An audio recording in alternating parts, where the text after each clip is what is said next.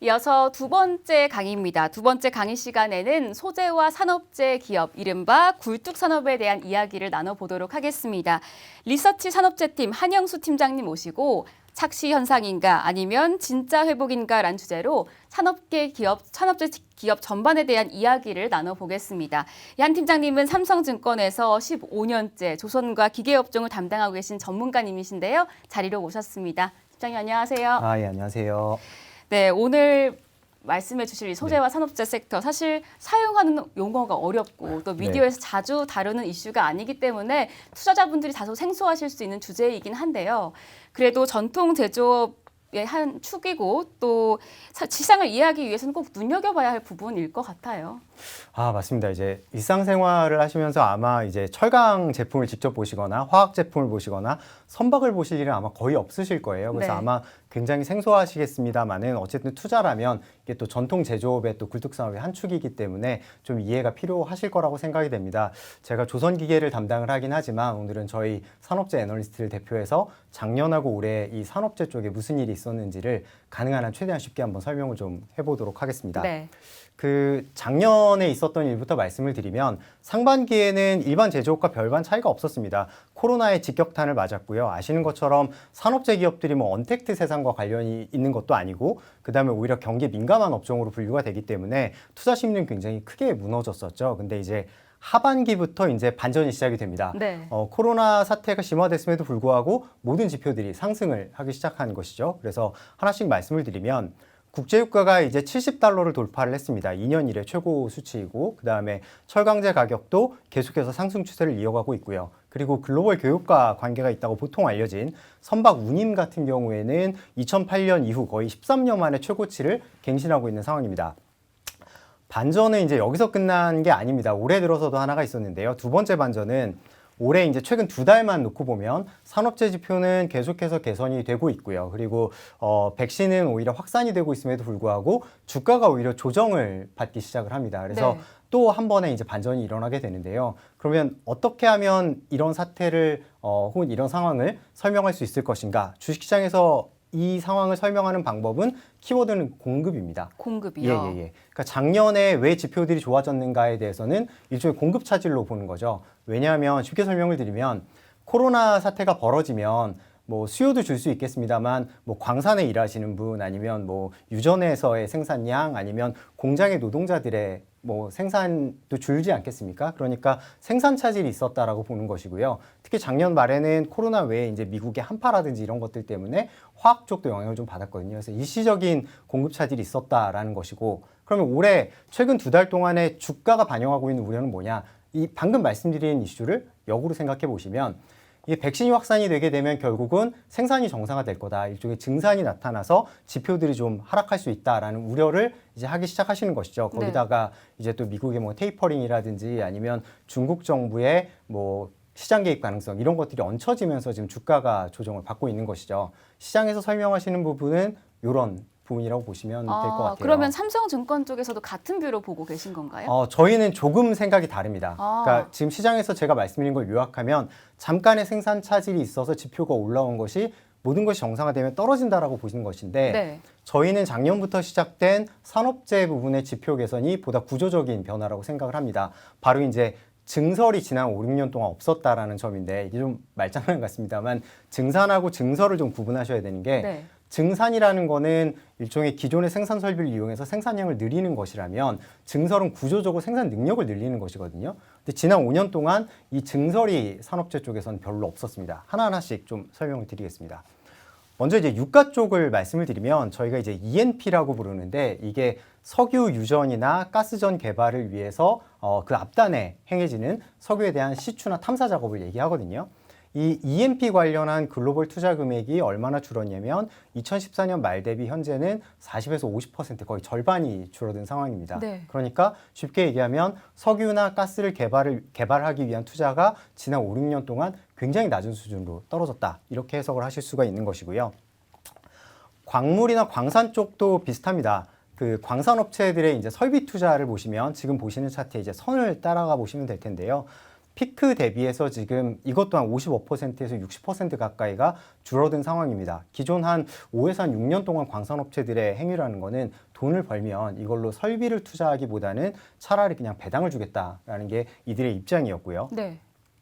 철강 같은 경우에는 역시나 이 주황색 선을 따라가시면 되는데요. 설비 투자가 크게 줄었다가 최근 한 2, 3년은 이제 올라온 것처럼 보이실 수가 있을 거예요. 근데 이 주요 철강 업체들의 이 투자 금액은 생산량을 늘리는 것이 아니라 대부분 이제 환경 규제가 강화되고 있지 않습니까? 그래서 환경 관련한 투자들이 들어가 있다고 보시면 될 것 같습니다. 그래서 실질적으로 생산 능력을 늘리기 위한 노력은 별로 없었습니다. 가장 이제 드라마틱한 게 이제 아무래도 조선하고 해운 쪽일 텐데요. 네. 해운 쪽 같은 경우에는 조선사 많이 어려웠지 않습니까? 네. 그래서 그만큼 수주가 없었다라는 얘기고 이거를 해운 업종 입장에 생각해 보시면 선박 발주가 없다 보니까 자연히 해운 시장으로의 선박 공급이 줄어 있었습니다. 최근에 운임이 연일 강세를 보이는 이유도 일종의 선박 쇼티지인 거죠. 그리고 조선 쪽으로 앵글을 좀 바꿔서 생각해 보시면 조선 쪽도 굉장히 극심한 구조 조정을 겪었습니다. 뭐 전 세계에서 생존력이라면 이제 1등 가는 우리나라 국내 대기업 조선사들도 인력을 고점 대비해서 한 30% 줄인 상황이고요. 아마 이제 업계에서 퇴출된 이제 중소 조선사들까지 합치면 전 세계적으로 조선 쪽도 생산 능력이 40에서 50%가 줄었다라고 보시면 될 것 같습니다. 이게 새로운 광산을 개발하거나 아니면 유전을 개발하거나 아니면 조선소를 짓는 게 뭐 1년이나 6개월 내에 이루어지는 일들이 아닙니다. 그 네. 얘기인 즉슨 당장 수요가 정상화되더라도 이를 공급할 수 있는 공급 능력에는 지금 구조적인 한계가 있기 때문에 공급 때문에 개선된 산업재 지표들은 저희는 지속 가능성이 있다라고 보는 것이고요. 수요 관련해서도 제가 한 가지 좀 말씀을 드리고 싶은 게 그러면 이제 코로나 사태가 어느 정도 진정이 되고 백신이 확산이 되면 산업재에 대한 수요가 코로나 직전 정도까지만 회복이 되는 것이냐라고 보면 저희는 단기적으로 그 이상의 수요가 나타날 수 있다라고 보고 있고요. 이유는 재고 때문입니다. 네. 산업재라는 게 대부분 비싸고 무겁고 오래 쓰는 자산이거든요. 그러면 불확실성이 있으면 보통 잘 안 삽니다. 그래서 기업들의 재고 수준은 지금 정상 수준 이하로 떨어져 있습니다. 이게 당연한 게 작년에는 이제 코로나 때문에 불확실성이 올라왔고 특히 선진국 같은 경우에는 또 선거가 있었지 않습니까? 그래서 대부분 기업들이 재고를 낮춰놓은 상황이기 때문에 이게 모든 것이 정상화된다라고 가정을 하면 코로나 직전 레벨에다가 이제 직전에 그 재고를 낮춰놓은 효과 그래서 일종의 이연 수요가 더 얹어질 수 있다. 이렇게 저희는 보고 있고요. 방금까지 드린 말씀을 기준으로 이제 좀 눈여겨봐야 될 섹터하고 종목을 좀 말씀을 드리겠습니다. 네. 건설 장비 쪽에서는 이제 선진 시장 쪽의 익스포저가 노출분이 큰 업체들을 좀 보자라는 건데 요 말씀드리기 전에 이제 건설 장비 업체들이 어떻게 매출을 일으키냐면 그 일종의 뭐 굴삭기나 불도저를 만드는 회사가 제품을 만들어서 딜러들에게 판매를 해서 매출을 일으킵니다. 일종의 홀세일 매출인 거죠. 그러면 이 딜러들이 실제 제품을 가져가서 사용하는 엔드 유저, 최종 수요자에게 제품을 또 팔게 되거든요. 그럼 작년에 선지 시장, 특히 북미 시장의 딜러들의 어떤 전략은 어떤 것이었냐면 장비 제조업체한테는 재고를 거의 안 사왔어요. 왜냐하면 뭐 말씀드린 것처럼 코로나도 있었고 미국에 선거가 있다 보니까 정책 불확실성이 있으니까 아무래도 리스크를 좀 줄이려고 한 거죠. 근데 예상외로 작년 하반기부터 미국 시장의 최종 수요자로의 리테일 판매는 빠르게 회복을 합니다. 이 얘기는 그 딜러 입장에서 무슨 얘기냐면 작년에 딜러들은 자기가 갖고 있는 재고만 가지고 장사를 한 겁니다. 그러면 리테일 판매가 회복이 됐으니까 당연히 지금 딜러들의 재고는 굉장히 낮은 수준에 있을 것이고 네. 이 딜러들이 재고를 줄인 아주 핵심적인 이유가 코로나와 선거였다면 적어도 선거는 해결이 된 거지 않습니까? 그렇죠. 그러면 올해부터는 재고 축적에 나설 수 있다. 저희는 이렇게 보고 있고요. 뭐 최근에 말도 많고 탈도 많은 그 인프라 관련한 정책들을 가정하지 않더라도 재고 축적만으로도 매출 성장이 나올 수 있는 시기라고 보고 있습니다. 그러면 이제 관련해서 어떤 업체들이 있을 것이냐라는 부분인데 북미 쪽에서는 이제 캐터필라를 좀 말씀을 드리고 싶어요. 혹시 네. 캐터필라 들어보셨나요? 요즘에 서학개미 매수가 참 많은 종목이라고 하더라고요. 네네네네. 일반 투자자가 이 정도 반응이면 정말 이쪽 업계에서는 어마어마한 업체입니다. 네. 예, 지금 캐터필라가 부동의 뭐 1위라는 거는 이쪽 업계는 누구나 다 인정하는 사실이고요. 참고로 우리나라에도 건설 장비 업체들이 있지 않습니까? 네. 뭐 두산 밥캣, 인프라코어, 그다음에 현대 건설기계 회사들이 있는데 이 세 개 회사의 점유율을 전부 모으면 한 5%가 좀 안 됩니다. 근데 이제 캐터필라 같은 경우에 한 16% 정도 점유율을 갖는 이제 부동의 1등이고요. 네. 캐터필라 관련해서는 이제 재고 축적 외에 저는 한 가지 더 강조드릴 게 유가 상승에 대한 플러스 효과인데요. 장기 시계열로 캐터필라의 주가하고 국제 유가를 같이 그리면 굉장히 비슷한 궤적을 보이게 됩니다. 왜 이런 일이 벌어지는지는 캐터필라의 매출 구성을 보시면 좀 이해가 되실 텐데요.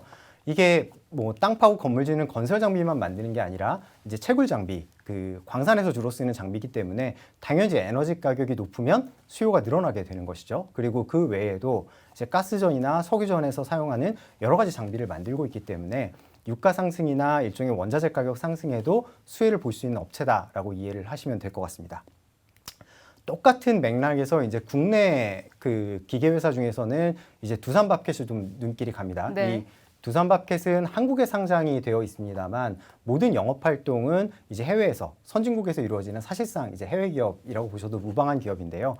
물론 전 세계 1등 업체는 아닙니다. 네. 하지만 이 회사가 특화되어 있는 이제 소형 장비, 저희는 이 소형 장비를 이제 컴팩트 장비라고 부르는데 컴팩트 장비에서는 북미에서 특히 이제 세계적인 업체라고 보시면 될 것 같아요. 굉장히 유명한 업체고요.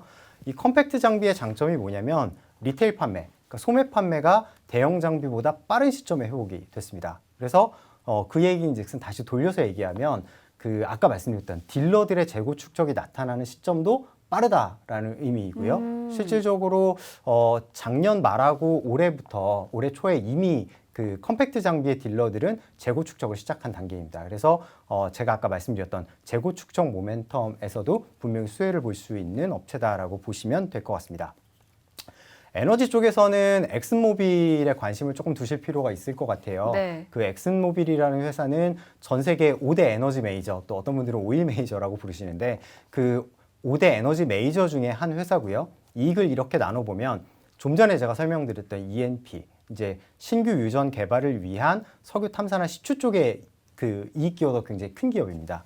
이 얘기는 원유 가격이 올라가면 이 회사의 이익도 커질 가능성이 높다라고 단순하게 사실 이해를 하셔도 무방하고요. 그리고 또 이 회사의 또 한 축인 정유산업도 어쨌든 백신이 확산이 되게 된다면 정제 마진을 포함해서 운송용 제품의 수요가 개선이 될 수 있다. 저희는 이렇게 보고 있습니다. 그리고 이렇게 이제 에너지 기업을 말씀을 드리면 이게 이제 친환경이나 아니면은 뭐 이런 일이 벌어지게 되면 이제 화석연료 사업은 좀 문제가 생기는 게 아닌가라는 질문들을 종종 하세요. 네. 근데 이제 한 번은 아마 들어보셨을 것 같은데 뭐 탄소 얘기하면 탄소 포집 기술이라는 얘기 굉장히 요즘 많이 하거든요. 그 CCUS라는 기술인데 이 탄소 포집 기술에 가장 많은 돈을 투자한 업체는 누구일까를 정리해 보면 네. 사실 역설적으로 아까 말씀드린 에너지 혹은 오일 메이저들입니다. 그래서 나름의 준비를 하고 있는 상황이고요. 그 에너지 메이저 중에서도 저희가 엑슨모빌을 말씀을 드리는 거는 바로 배당 때문입니다. 배당을 이제 꾸준히 그 증가시켜 오고 있는 기업인데요. 주가가 연초 대비 거의 한 50에서 60%가 올랐음에도 불구하고 아직도 배당 수익률이 뭐 현재 시장 컨센서스 기준으로 보면 한 연간 배당 5% 정도가 나오는 업체입니다. 그래서 주식 관점에서도 관심을 두실 필요가 있는 업체다라고 저희는 보고 있습니다.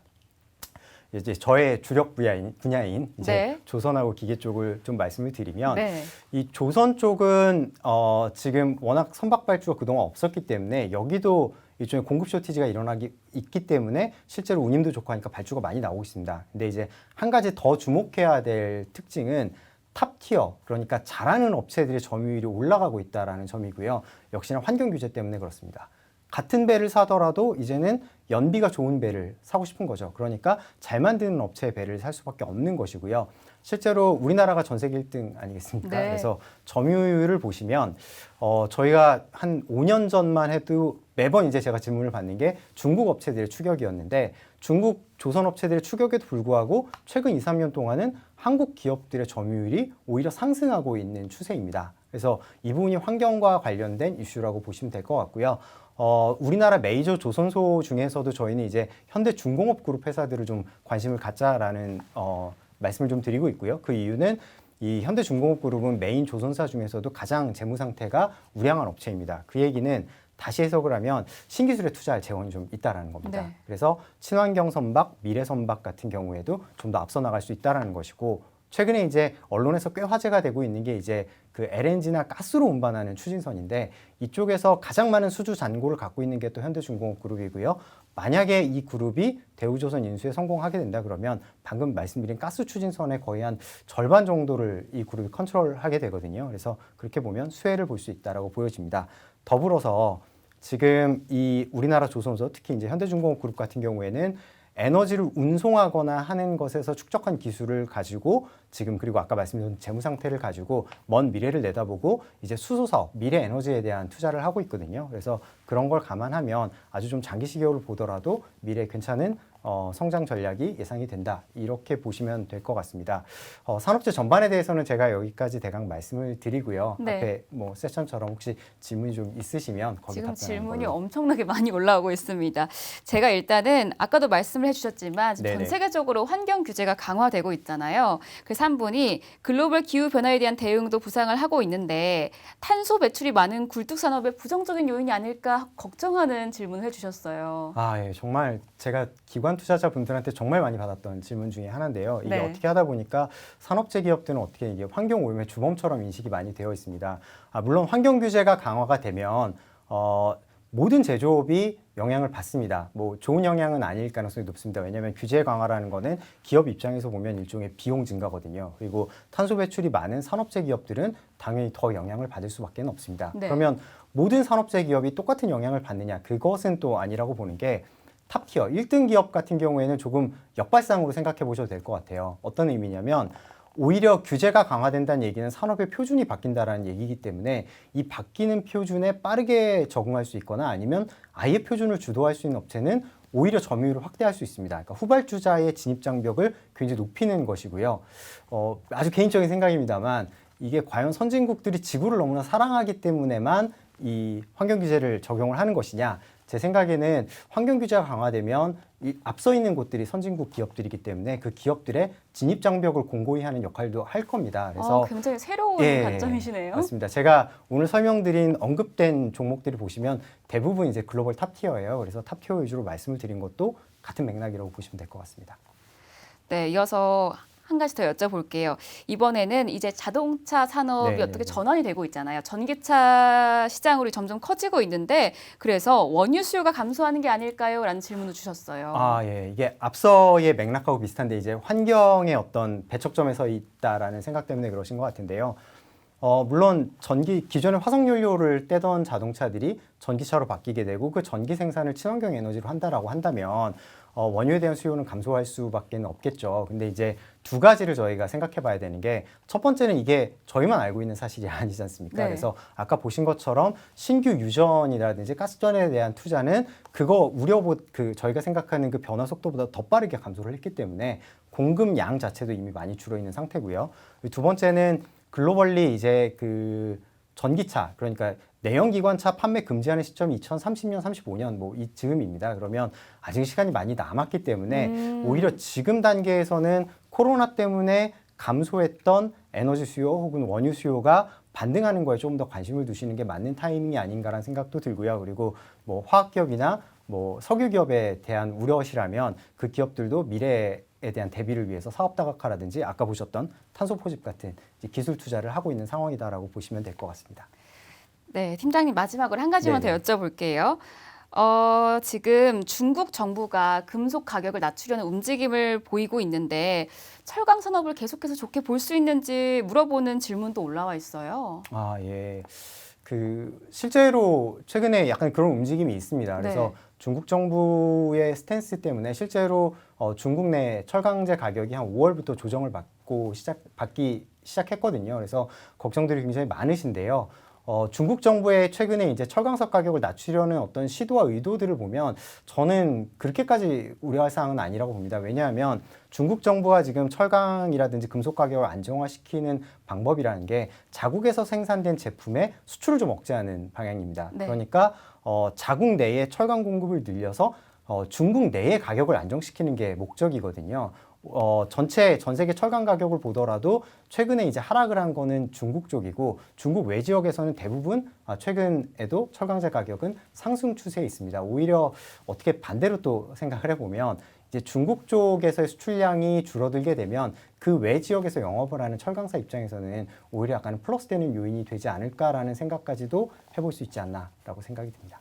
네, 지금까지 한영수 팀장님 모시고 산업재 섹터 전반에 대해서 이야기 나눠봤습니다. 다음 시간 또 자동차 섹터 준비되어 있으니까요. 계속해서 많은 시청 부탁드리고요. 팀장님 오늘 말씀 감사합니다. 예, 감사합니다.